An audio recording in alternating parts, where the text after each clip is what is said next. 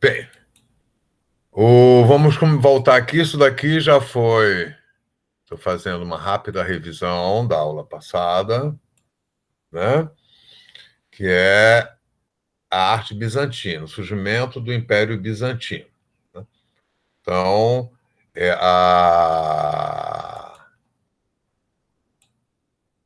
isso daqui é uma basílica em Constantinopla. Constantinopla também tinha o nome de Bizâncio. Constantinopla era a capital do Império Bizantino. Bizâncio era um nome antigo grego do lugar, depois foi rebatizado de Constantinopla, se falava aí predominantemente grego. A Constantinopla em honra a Constantino, e, aliás, a conquista, o fim, a derrubada de Constantinopla, né? Constantinopla era cercada de muralhas e está localizada bem numa entrada de um estreito, né? De mar, tem uma posição estratégica de defesa, e também muito especial para comércio no Mediterrâneo, somente comércio com Veneza, né? O,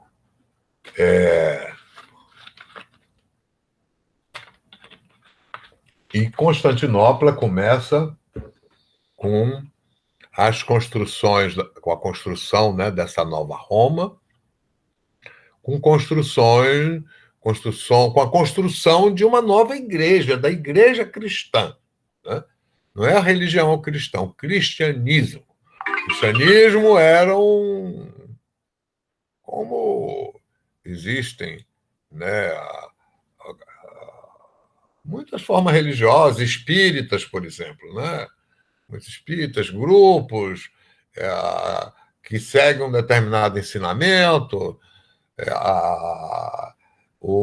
e eles tinham um espírito de que se chama proselitismo, né? De conquistar novos adeptos, de converter as pessoas. O cristianismo tem essa característica de transformar o mundo através da transformação das pessoas, do homem, e tal.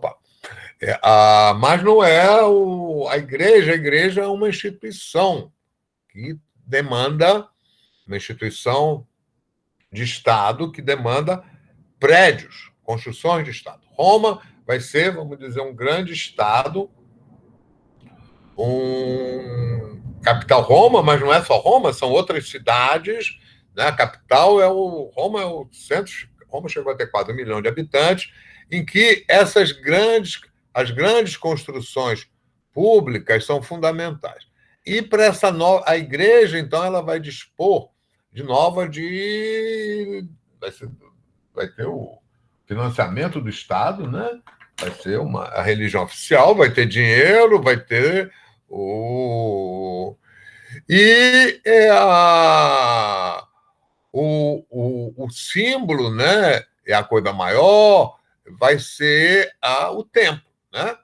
Então, o templo cristão, vai surgir o templo cristão.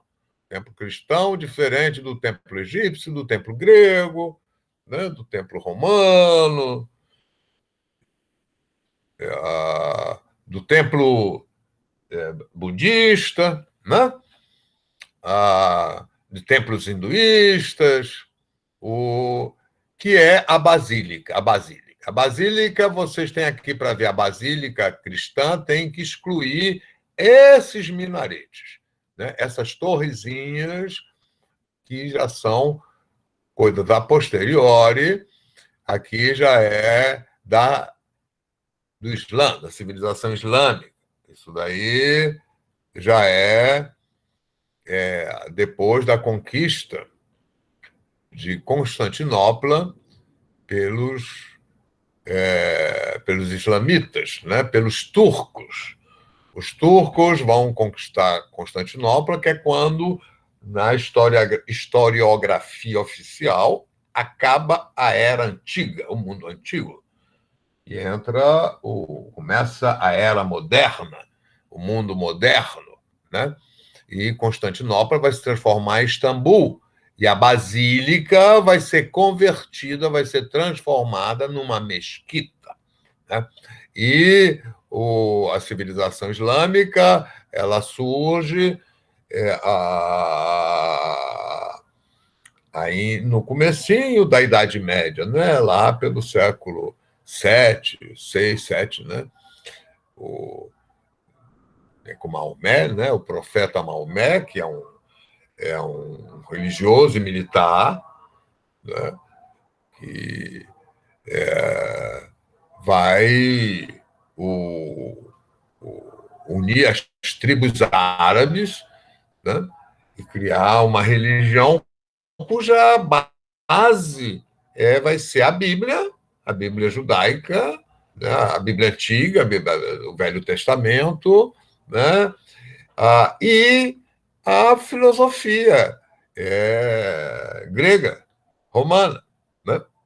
Como esse novo cristianismo que vai surgir vai ser com base no, na Bíblia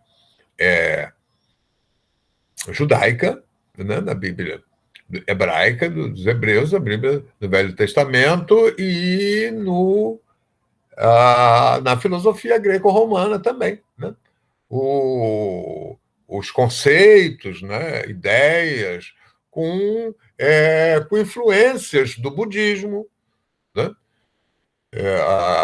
Que a Índia era próxima, essa relação da Índia. Bem, vamos aqui então considerar, né, fixar aqui na época bizantina, na época de Bizâncio, né? Quando Bizâncio se desenvolve, a cultura bizantina é a cultura cristã, a cristã oriental, né? A católica ortodoxa. Enquanto Bizâncio se desenvolve lá mais a leste, né, vai se formar o Islã, das tribos. O Islã vai significar, quando o Islã surge, a civilização islâmica, né, depois da conquista de Meca, a, o, por Maomé, e depois se expande, depois da morte do Maomé, vão surgir os sultões, e o mais importante para a gente sintetizar vai ser a criação de Bagdá. Bagdá vai ser uma cidade nova, uma capital de um novo império, onde eles vão com base na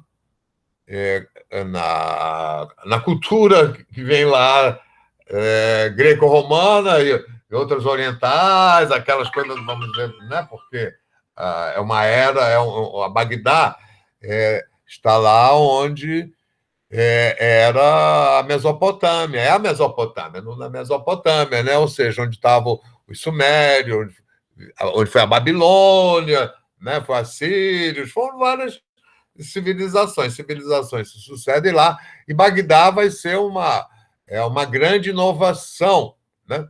E em todos os campos vai ser um avanço na filosofia, a matemática, né?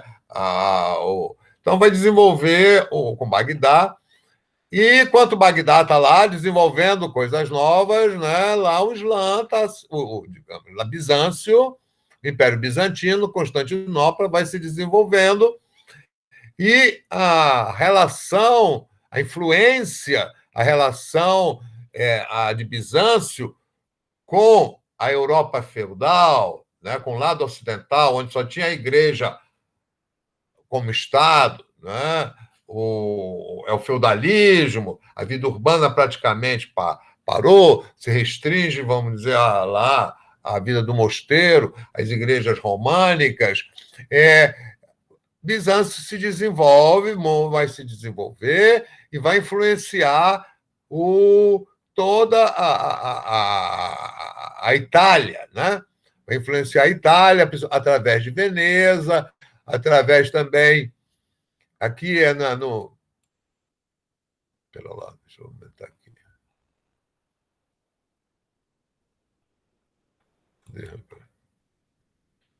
Aqui eu queria... É Ravenna. Onde é que está aqui, rapaz? Onde é que está? Como é que eu diminuo, aumento? Deixa eu ver. Zoom, não sei. Bem, não estou conseguindo aqui. Ih, rapaz.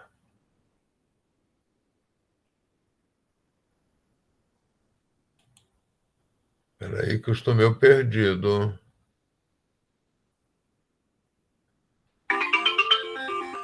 Aqui está.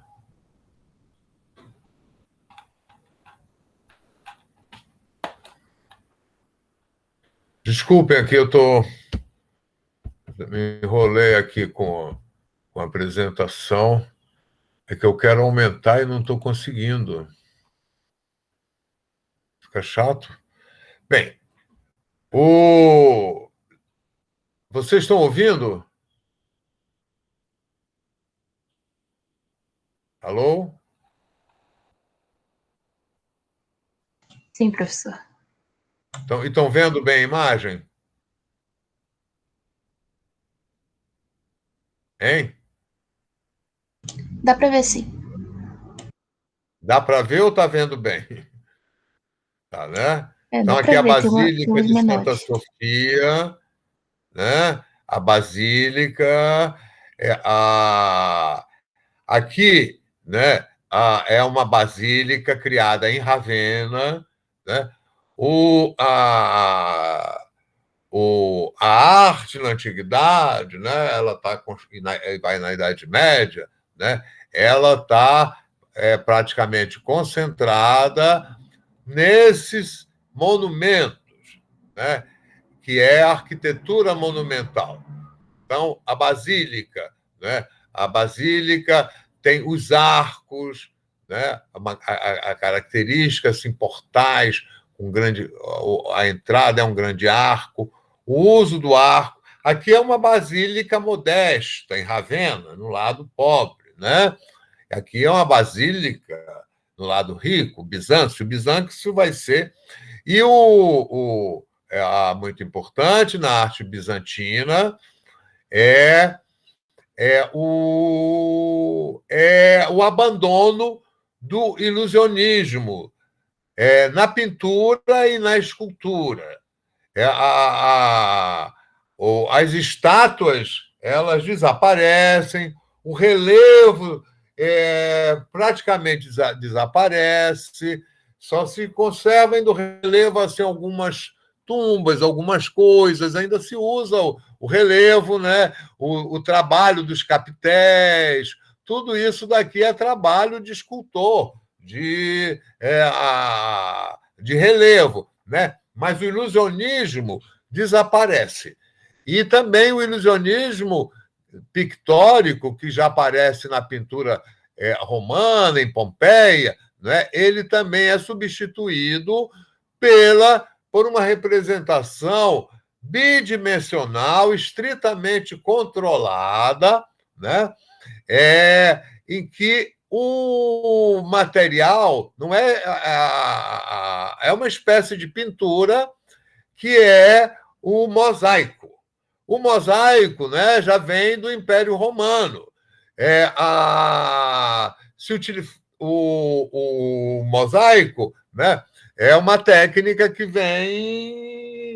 serve para chão e para teto, para parede, para teto, né? É uma forma de criar imagem, né? O teto o chão, né? Geralmente é de mosaico. E dentre as construções romanas, né? As vilas, digamos, as residências especiais, dos palácios, os palacetes dos homens ricos, livres e importantes, né? E nessas casas, isso daí está no texto de Pompeia, né? Vocês vão ver nessas vilas, são chamadas vilas, né? As vilas dos nobres romanos, além, vamos dizer, de estátuas, tinham mosaicos e pintura parietal, que era ilusionista. Aqui o ilusionismo foi totalmente abolido, né,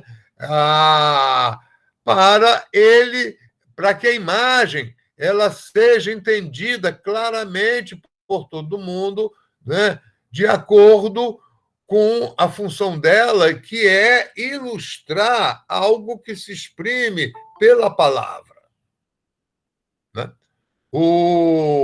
Então, aqui o que a gente tem? Aqui a gente tem, né, a ordem hierárquica, né, do império que é um império cristão. É um império em que a figura do imperador se confunde com a figura do chefe da igreja, né?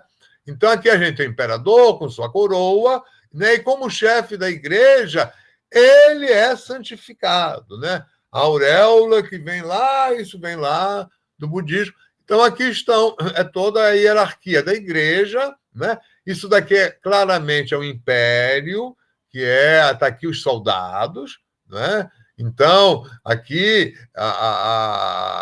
os soldados, olha só, e o soldado é para a ideia de que vai para trás, tem muitos soldados, né? Então, aqui tem um rosto, aqui no espaço tem outro rostozinho, aqui para ver que tem um final, tem outras lanças lá atrás, né? Isso é só para passar a ideia, né? Quando a gente fala em visão 2D, bidimensional, né, nós estamos nos referindo a essa função, né, que o ícone é distribuído, organizado, segundo as leis do plano, né, as duas dimensões do plano, né, o vertical e o horizontal.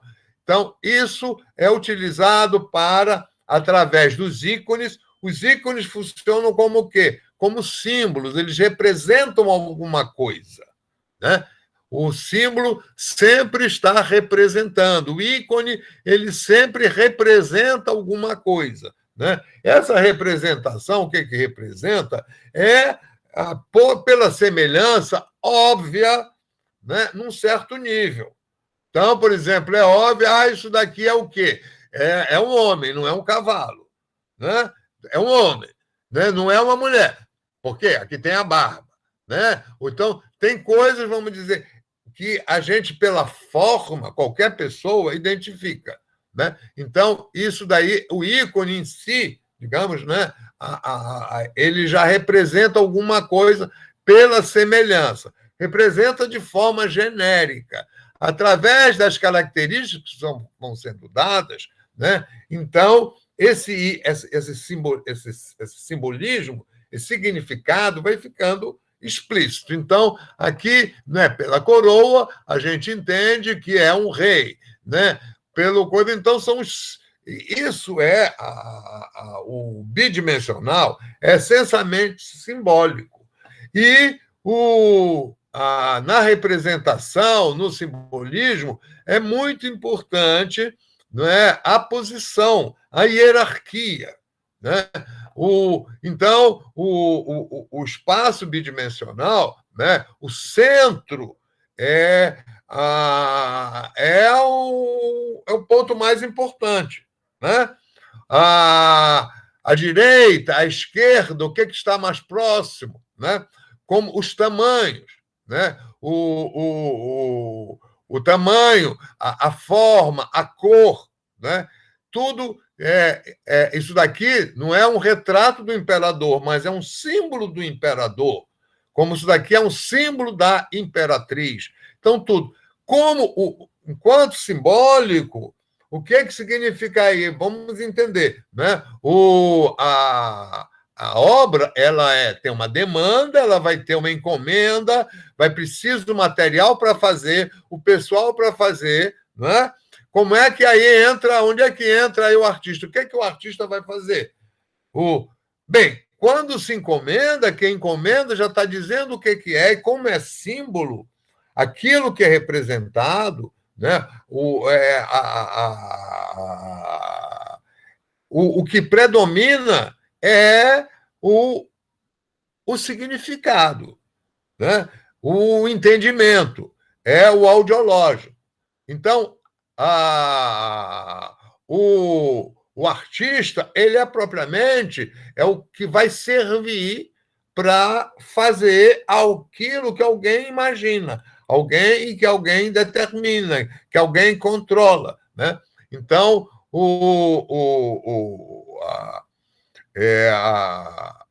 você tem uma arte em que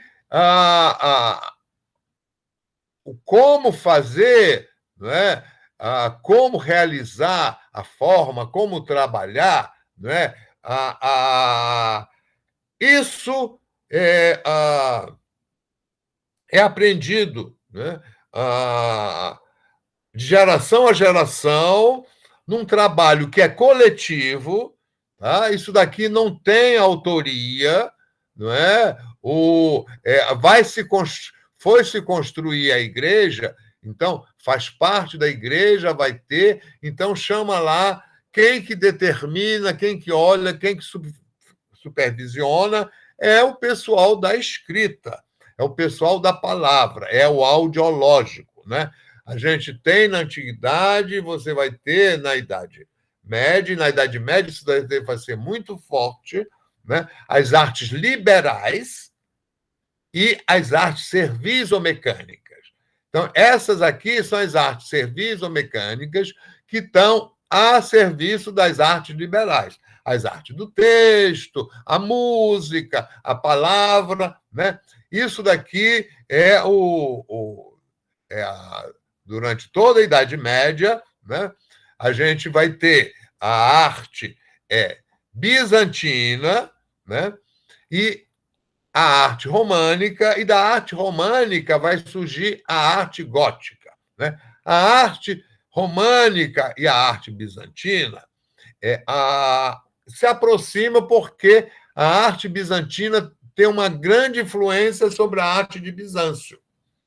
Assim, na medida em que trazem artistas de Bizâncio, né, para trabalhar lá no lado ocidental, na Itália Ocidental, que é mais pobre, né? Então, o mosaico, né? esse mosaico com pedrinhas de ouro, pedrinhas douradas, essas pedrinhas coloridas, né? Pedacinhos de vidros e tal, isso daqui na arquitetura românica vai ser substituído pela pintura parietal, que é mais fácil, né? Ao mesmo tempo, vão se marcar as diferenças. Vamos parar isso aqui.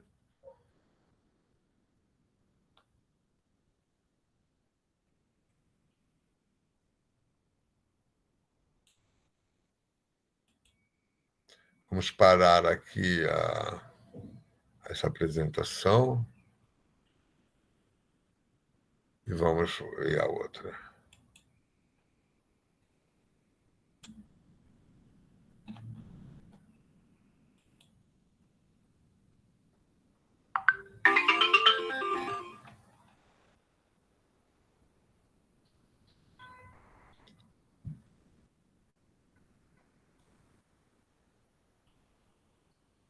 Então, vamos lá. Então,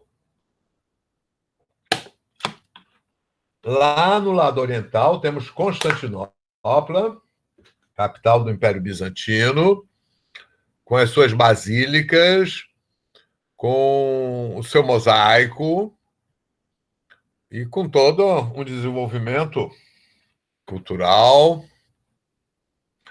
um grande centro comercial, ao mesmo tempo que está surgindo uma nova civilização, que é a civilização islâmica, em que Bagdá, a fundação de Bagdá, a criação de Bagdá vai ser de uma importância enorme, e a expansão islâmica vai conquistar a Espanha e vai transformar, por exemplo, Córdoba, né, num grande centro cultural, e isso vai influenciar muito a arte na Europa. Mas vamos aqui à arte românica, né? Que é à medida que o lado ocidental, né? A época feudal, depois do fim do Império Romano, né? O Império Romano do Ocidente acabou mesmo, significou acabou praticamente a vida urbana, tudo fazenda, tudo feudo, com os mosteiros, as coisas muito simples, opa. E aí, com o tempo, a recuperação vai surgindo, a igreja vai desenvolver a arquitetura românica e a arte românica. Não confundir com romântico. Românico, de romano. Então, com as técnicas de construções que vindo lá dos romanos, né? Com pedra, vão começar a criar igrejas que vão ser os centros de desenvolvimento da vida urbana, né? A igreja, a mesquita, o templo, né? Sempre foi o centro em torno do qual se desenvolve a vida coletiva, as cerimônias, as cerimônias de tristeza, mas as cerimônias de alegria, né? As festas, os encontros, o comércio, né? Os encontros. Então, e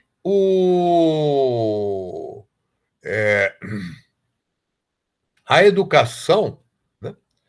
A educação na Idade Média ficava por conta da igreja ou das famílias, né? Quer dizer, a educação oral, prática, de saber fazer as coisas, a organização, digamos, isso era na cultura oral direto, quase todo mundo era analfabeto. Mas, para certas coisas, é necessário a escrita, né? A escrita, o cálculo, né? As ciências, isso tudo se concentrava, né? Na igreja. E a igreja, então, é a grande responsável pela educação.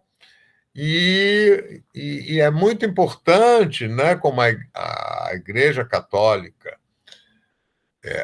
ela conservou a cultura escrita, os livros, com os copistas, né, que copiaram o que foi possível salvar dos livros dos autores gregos, dos autores romanos,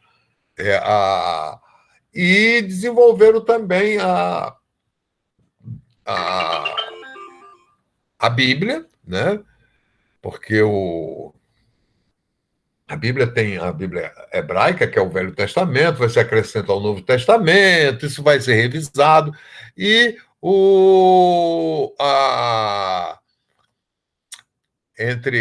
na igreja surge o filósofos, né? Os filósofos da igreja, Santo Agostinho vai ser um filósofo que vai...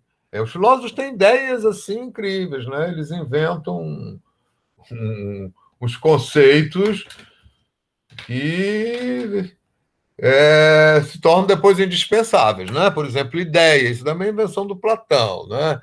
Livre-arbítrio é uma invenção do Santo Agostinho. E aí a filosofia da igreja vai ser uma filosofia que vai tentar conciliar a Bíblia hebraica com a cultura humanista da Grécia e latina, greco-latina, a filosofia humanista greco-latina. Então, aí vai surgir a teologia, né? E o desenvolvimento, então, da igreja, né? vai levar a novas construções, vai levar também a novas instituições. Uma das instituições vai ser a universidade. Universidade onde vão se educar nas artes liberais,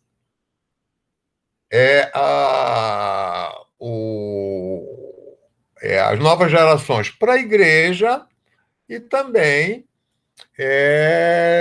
para as necessidades do comércio, da vida civil, né? O desenvolvimento das cidades, do comércio. Então, a gente tem a arte românica, né? Que vai ser numa época em que o desenvolvimento urbano, o desenvolvimento econômico, o desenvolvimento social é impulsionado pela igreja, que vai expandir e criar, né, novas igrejas, né?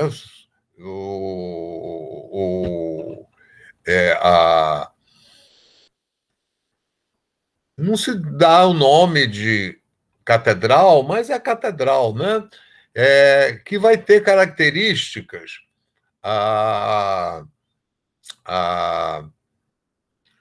que a gente pode relacionar claramente né, com essa função de defesa que tinham as construções de pedra, né? Aqui tem, vamos dizer, essa daqui é bem exemplar da arquitetura românica, aqui, essa igreja, né? Tem duas torres, ela parece como a entrada de uma cidade, né? De uma fortaleza, de uma cidade toda murada, cercada, fortaleza centrada, né? Tem uma enorme entrada, que é um pórtico, que é um arco, né? A construção é de pedra, bem simples, né? Aqui em cima tem isso daqui, né? Porque isso vem dessa arquitetura militar, né? Do castelo de defesa, do forte, da fortaleza, né? Então, isso daqui é para os soldados ficarem aqui em cima, os arqueiros lançarem os arcos, né?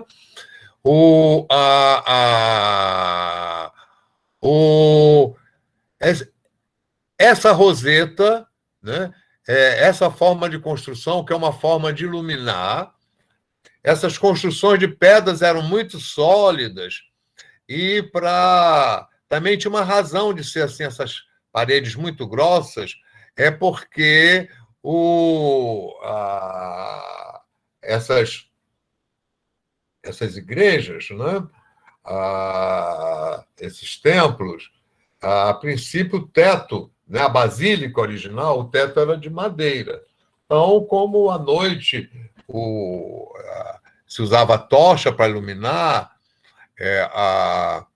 havia muito incêndio. Então, passaram a fazer abóbadas, né? Um teto de pedra em forma de abóbado, que exige paredes muito pesadas para sustentar. Então, e o estilo românico, né? Ele tem certas características, a importância da pedra, o peso, né? Aqui a rosácea, mas ele vai adquirir formas diferentes conforme a região, conforme o lugar. Então, a arte românica, nos países germânicos, na França, na Inglaterra, né? Em Portugal, na Espanha, né? E o grande desenvolvimento vai ser lá do século. Começa antes, né? Aqui eu coloquei século XI, século XIII, né? Que é a 1200, né? Que é quando a gente já tem, digamos, esse tipo de construção, esse tipo de arte já bem desenvolvida, se desenvolve em vários pontos, né? Países da Europa, não eram os países como hoje a gente conhece, né? E aí, então, características locais, mas temos a torre, temos o grande portal, né? temos o uso do arco, né? A construção, né? Curva. Aqui, né? Dentro é uma abóbada, aqui é um pedaço de cúpula, aqui esse arco, esse grande portal central, né? E nessa arte românica vai retornar a questão do ilusionismo, o relevo, né, vai ser utilizado nas fachadas, o relevo vai ser utilizado para as pessoas interpretarem, né, lerem, a gente pode dizer assim, ler, né, porque a arte bidimensional é como para ler através de imagens, né? Os ensinamentos da Bíblia.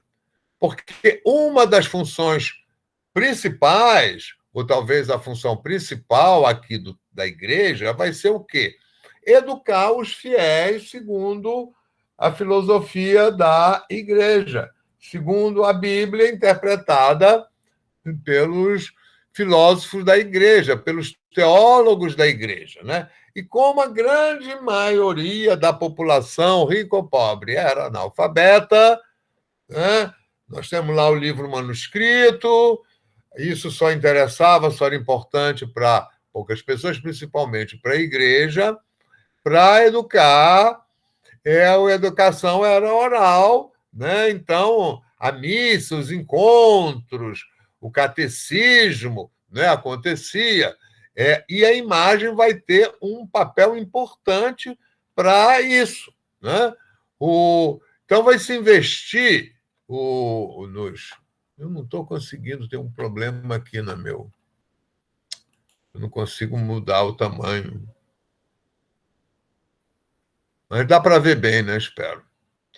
Então, a princípio, né? Reparem aqui, né? É toda uma série, uma organização de ícones. Cada ícone representa um santo, uma figura que se pode identificar, né? Aqui também, nos portais, né? Aqui dá para reconhecer bem no centro, né? O centro é o mais importante, porque é o que, quando você para e contempla, chama a atenção, né? Pelo tamanho, né? A questão da hierarquia é fundamental. E essa hierarquia se dá pelo tamanho, né? E pela posição, né? E o espaço é dividido como organizado por horizontais e por verticais. E aí é tudo, não é? O ilusionismo ele volta na medida em que as figuras passam a ser. Os escultores se esforçam de fazer o mais, digamos, o mais ilusionista, que é o mais. Parece de verdade, parece real. Né? Esse de realismo, é preciso ter muito cuidado.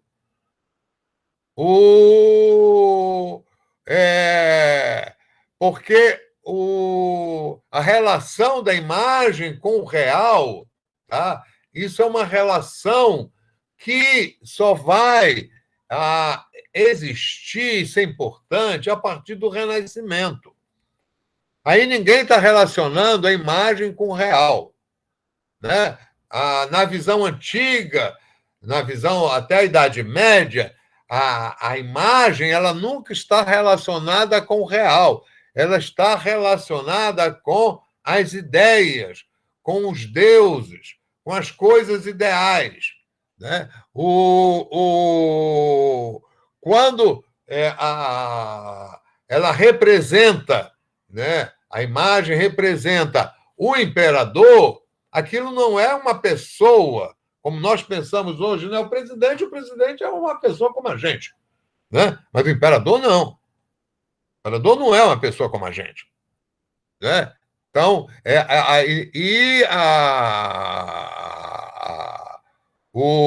a hierarquia, né? Porque isso daqui só é para um serviço, é para servir para o entendimento da palavra, do audiológico. Tá? Presta atenção. Uma é a lógica da palavra e a outra é a lógica do visual. A lógica do visual é a lógica do tato, é o visual lógico, é o tátil visual lógico. Já a lógica da palavra é o audiológico, né? É e isso envolve qual é a liberdade do artista. Aqui não tem nada o artista não tem liberdade nenhuma, entende? Nem tem essa noção de artista. São os artesãos que sabem fazer imagens e vão fazer essas imagens conforme as encomendas. Inclusive, quem encomenda controla. Né? Então, aqui né, tudo é símbolo, né? O tamanho, a posição, as relações, qual é a cor, né? Qual é a cor simbólica, né? O plano essencialmente é o espaço, né? É um espaço que você organiza, né? Segundo formas geométricas simples. Aqui no caso é uma superfície, o plano é uma superfície. E essa superfície do plano, a superfície ideal do plano, né, é o retângulo, né? Mas também pode ser adaptada, né, a superfícies mais ou menos curvas. Né? Então, isso daqui é a superfície de uma abóbada, né? Aqui é a superfície sob um arco, mas a organização vai ser sempre dessa superfície, desse espaço, através dessa divisão, usando verticais, horizontais, e aí, conforme, né, aí é que entra a arte, de forma, vamos dizer, a simbolizar, representar, né, coisas simples e complexas, né? Como, por exemplo, aqui, isso daqui representa uma construção que pode depender como interpretar como uma igreja, né? Porque aqui a gente vê os arcos, mas então eu acho que está bem claro, né? E o ilusionismo, através desse relevo, ele vai mudando, ele vai é, a, a ele vai voltar, né? Porque a arte românica é a recuperação das técnicas de construção dos romanos, né? E a estatuária ilusionista, né? Como também a pintura ilusionista, isso fazia parte da tradição romana. Então, isso incorpora a arte românica. Não na pintura, porque isso daqui é influência de Bizâncio, mas vai aparecer na escultura, no relevo, né? Como aqui, né? Então, aqui a figura vai se procurar fazer a figura o mais ilusionista possível. Isso vai se desenvolver e vai ser muito importante depois do século XIII, já no século XIV, nos 1300. Cadê aqui? Opa. Quando. Pera lá.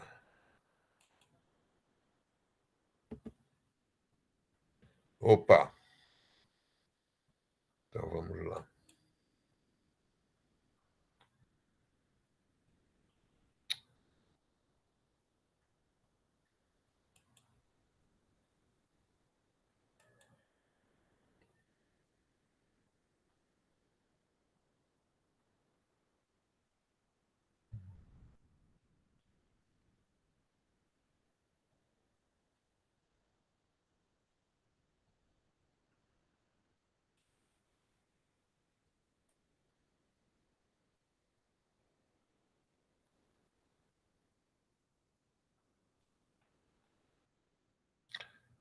Bem, cadê o meu horário? Já está acabando, né? Eu acho que nem está dando. Pera lá, vou parar aqui.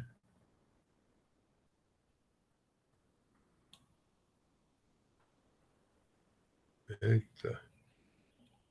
Rapaz.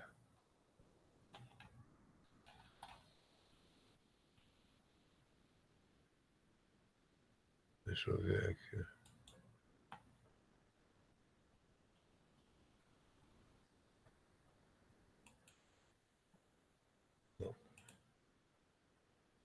Oba, eu não estou conseguindo ver aqui o horário. Que horas são, hein? 9h56. Tá acabando, né? Bem, então eu vou ficar hoje por aqui, na arte românica, tá? Porque o tempo não dá. Deixa eu interromper aqui a gravação.